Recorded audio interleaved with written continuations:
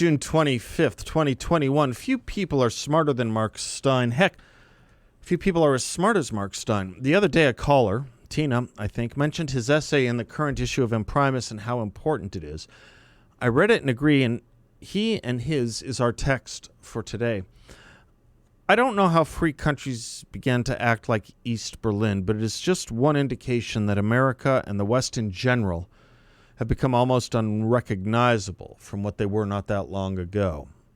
Look at just three things we have lost.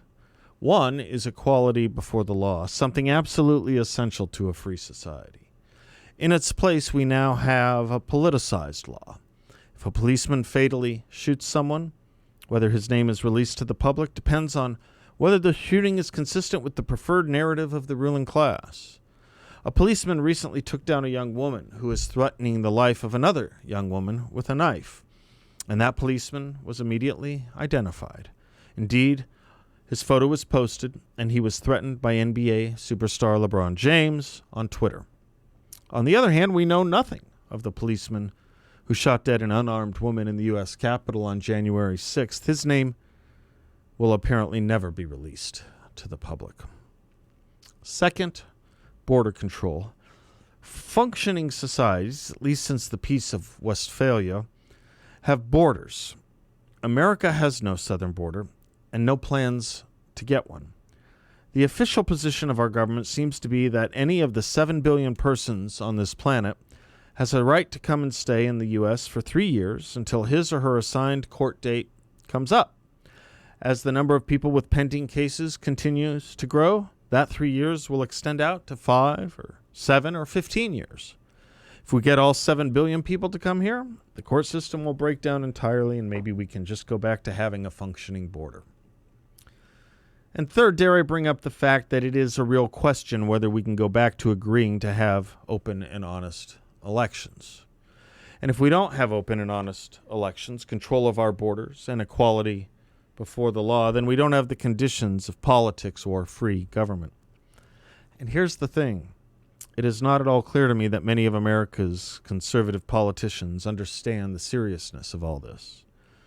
You can see it in the fact that they go around trying to scare people with the specter of a radical socialist agenda.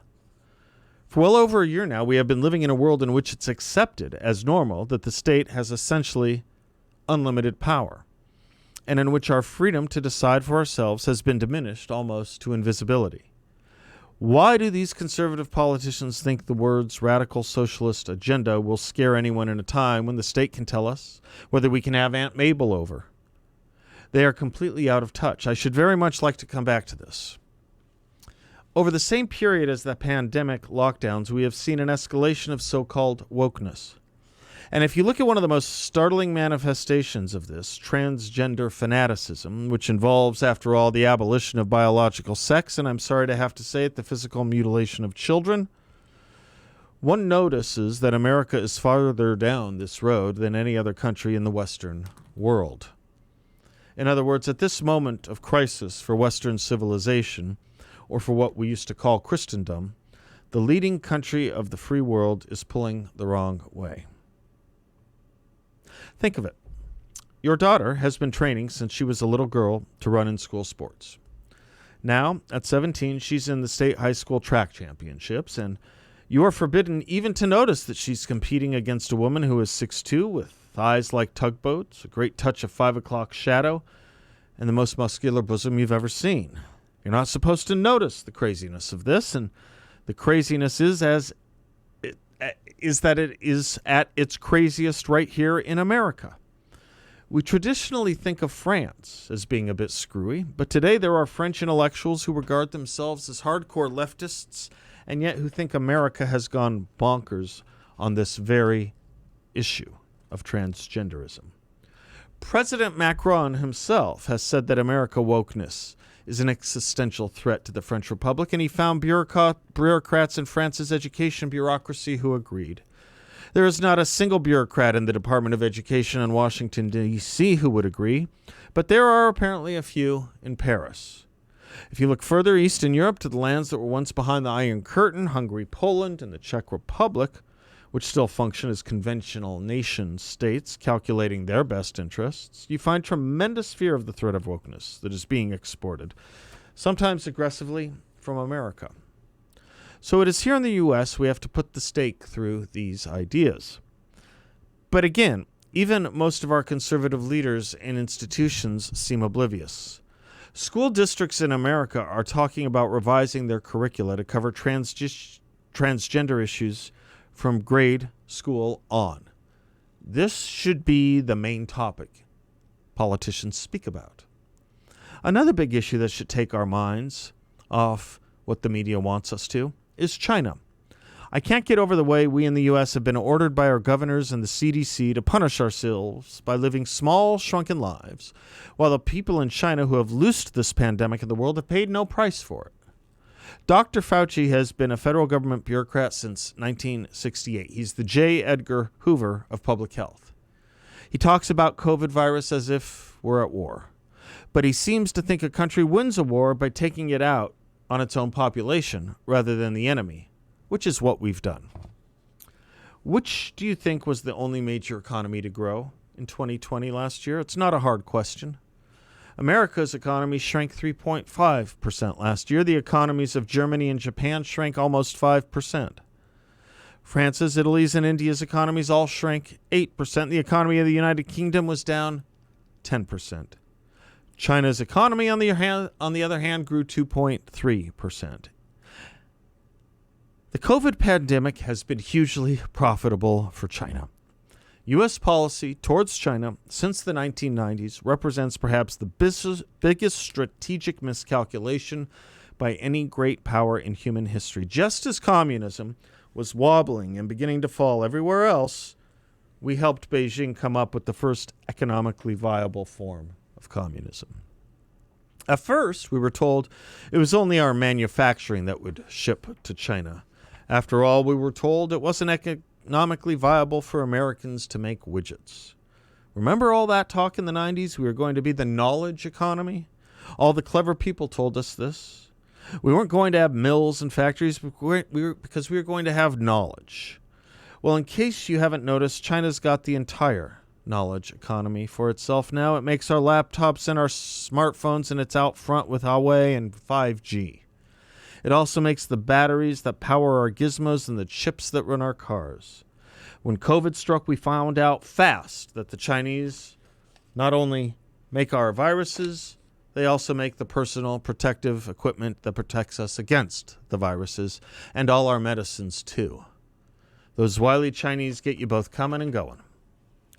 China is now the number one global power. You can define this militarily, where it now has the largest surface fleet on the planet. You can define it economically. The way I define it is to look at who gets their way in the world. We need politicians with a sense of urgency about all these things. But all they seem to have urgency about are things that aren't urgent. Look at climate change. People say we need to take action over climate change, or else rising sea levels are going to overwhelm the Maldives in the Indian Ocean in the 22nd century. That's the century after this one, which is still quite young.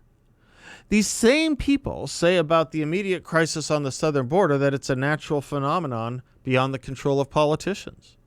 But changing the weather in order to lower the sea levels that will threaten the Maldives and the Indian Ocean in the next century is within the power of politicians?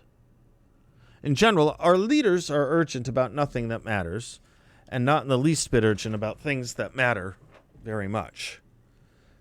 The things our news media talks about incessantly, whether it's transgender bathrooms or Confederate statues being toppled or the totally dishonest national conversation on race, nothing like this is heard in China.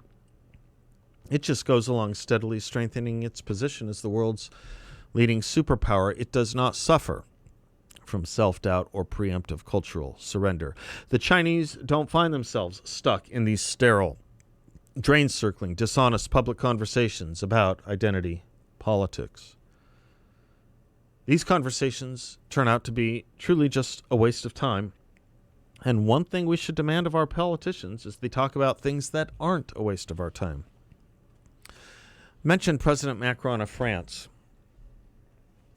He's a sinister globalist.